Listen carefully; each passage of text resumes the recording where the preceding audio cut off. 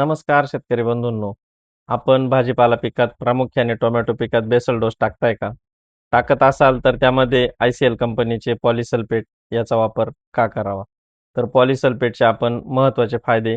पॉलिसल्फेटमध्ये आहे potassium oxide 12.5%, magnesium oxide 5%, calcium oxide 15%, sulphur 17.5% असे सर्वसमावेशक घटक असून हे टोमॅटोसारख्या पिकाला अतिशय चांगले रिझल्ट आहे. उत्पादन वाढतं. तसेच टोमॅटोचा कलर, चकाकी, फळाचं वजन, साईज आणि निर्यात क्षमतासाठी अतिशय चांगले रिझल्ट आहे. तर हे जी क्लोराईडयुक्त जमीन आहे, त्या ठिकाणी याचे अतिशय चांगले रिझल्ट आहे. तसेच याच्यामध्ये असलेले घटक हे लीच आउट होत नाही, जमिनीमध्ये पडून राहत नाही. जेव्हा मुळीच्या सानिध्यात असतात, मुळी तिथपर्यंत गेली, तिथे झाडाला लगेच मोह होतं. त्याच्यामुळे याचे अतिशय चांगले रिझल्ट आहे.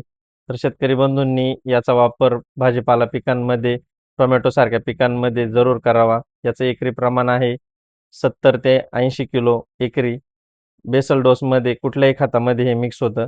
तसेच याचा वापर केल्यामुळे इतर अन्नद्रव्ये जे काही रासायनिक खत दिलेले, त्याचा पण झाडाला चांगल्या पद्धतीने उपयोग होतो. त्याच्यामध्ये सल्फर असल्यामुळं ते पण झाडाला उपलब्ध होतात.